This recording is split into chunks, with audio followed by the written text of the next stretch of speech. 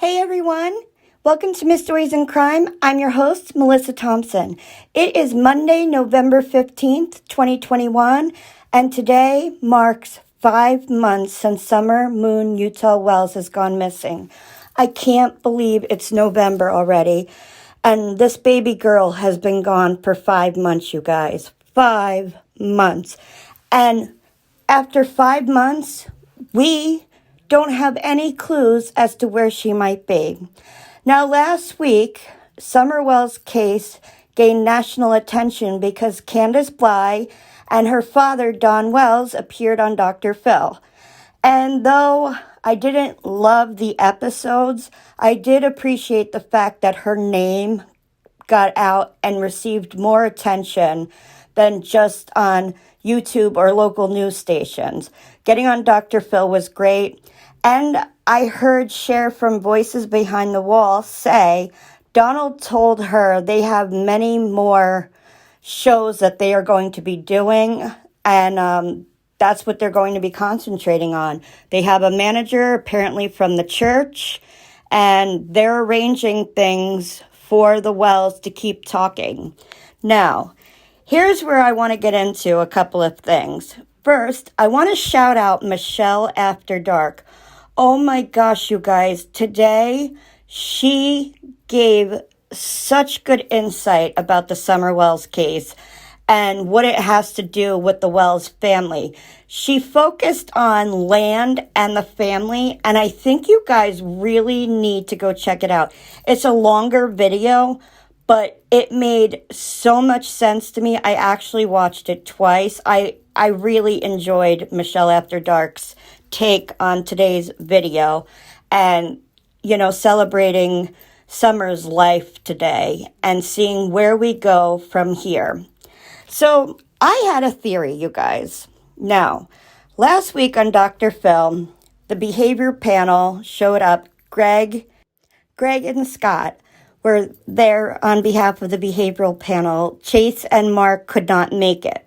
Now, they brought up the Cornbread Mafia during their interview with Candus and Donald, okay? Now, when they mentioned this to Candus started bursting out crying, and they couldn't understand that. After this, Candus starts to try to rip off her microphone, and she says that they're interrogating her. She feels like that they're not helping her. So she put this all back on me. She says, me.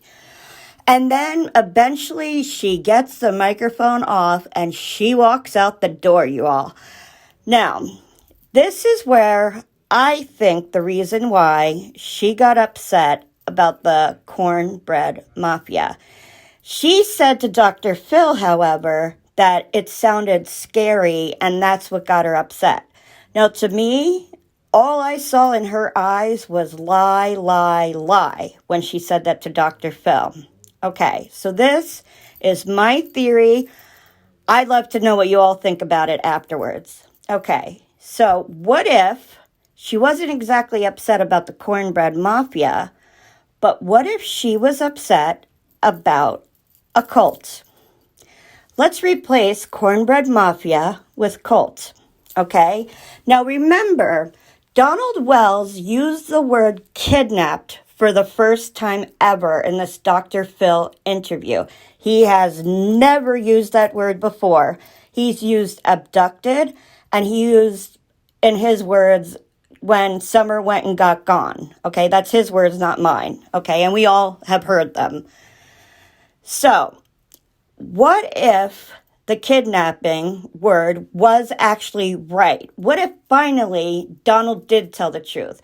Because I'm starting to think that Donald is seeing a lot more of Candus and Grandis being involved in this. And maybe he knows a little bit of it. Maybe he knows something, or I definitely think he suspects something. Because in the first interview with the behavioral panel, he says to them, well, they asked, do you think that Candus had anything to do with it? Do you have questions for her? And he starts to say, well, I questioned, and then he stopped himself, you guys. I think he does question Candus. I think he wants to know what in the world happened that day, because you were right there, Grandma was right there, the boys were right there. What happened to Summer?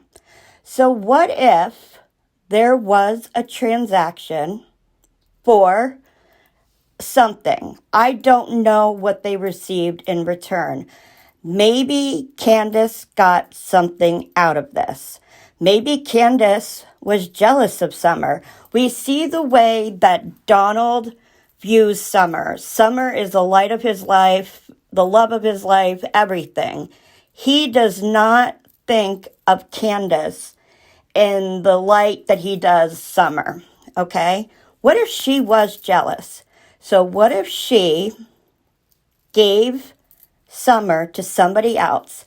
And what if she thought, this will get Donald to pay attention to me, to love me, to see me? But everything went awry in this plan. Maybe she is supposed to get something else from the people that she exchanged Summer for. So here's the thing. Summer could still be alive and be with someone. Now, the Toyota Tacoma is still coming up, okay? And I know that the blue minivan has come up again, and I believe that's Dobbs's vehicle, but they've checked Dobbs out several times, and they haven't found anything. Now, the Toyota Tacoma, this is what Cher said from Voices Behind the Wall. Donald told her, and Robin told her, that to Robin's father or father-in-law, and then Robin's husband then bought it from either his father or her father. Cher just wasn't sure which father had the vehicle prior.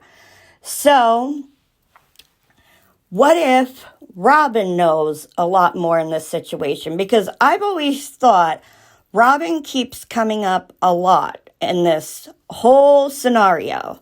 She's been making all the appearances.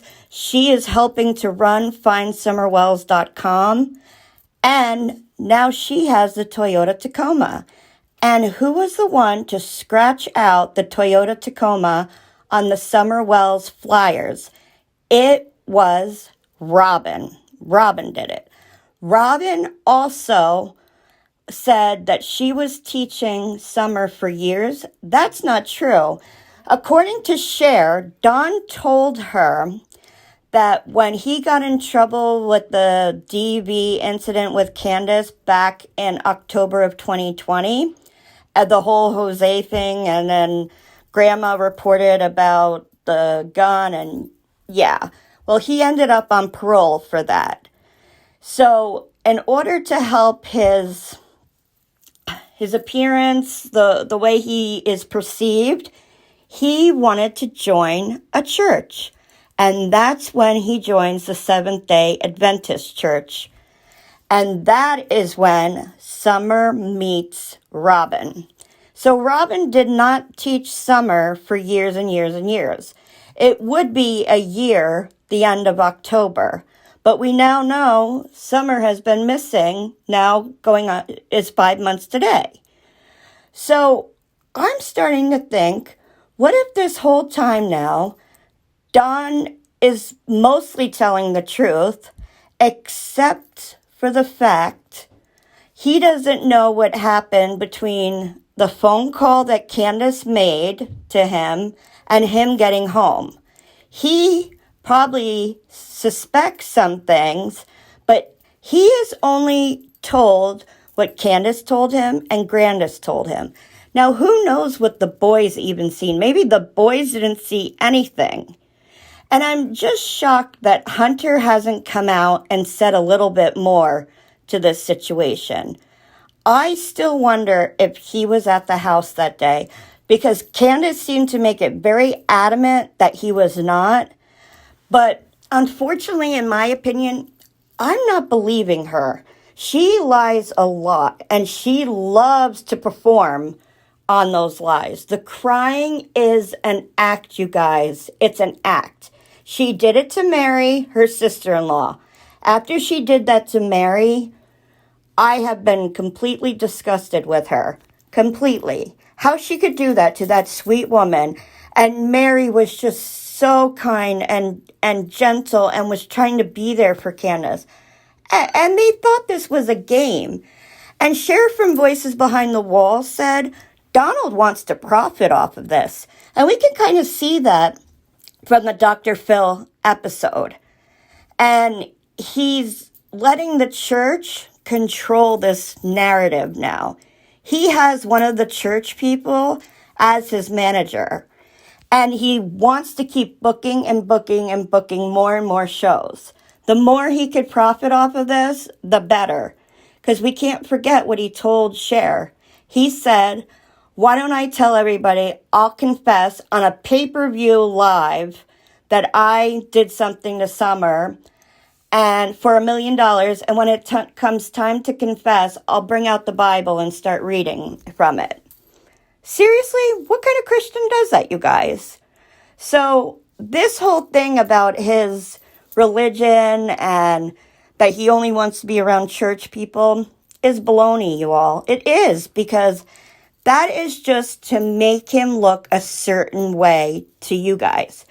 Now, and me. But if you say something to them, to Candus, to Dawn, and they don't like what you said, oh, you're going to hear about it. And you're going to hear about it in a not nice way. So maybe those boys didn't see anything that day. And maybe they don't know. Maybe they didn't see Summer come home at all or go in the house. They were just told that she went down to the basement. So that's a possibility. And you have to remember, those boys are always worried about what happens if I go back home. That is always what they're thinking. Maybe they feel they cannot tell everything because there's always a possibility that they could end up back in that home. I'd love to know what you all think about Candus crying, not about the cornbread mafia, but perhaps a transaction with a cult. I'm going to keep exploring this a little more. I want to do some more research on it. Let me know what you guys think. Let me know what you want me to look into next, and I will do it. I hope all of you are well and having a beautiful week. I wish you all the best. Take care, you guys. Bye-bye.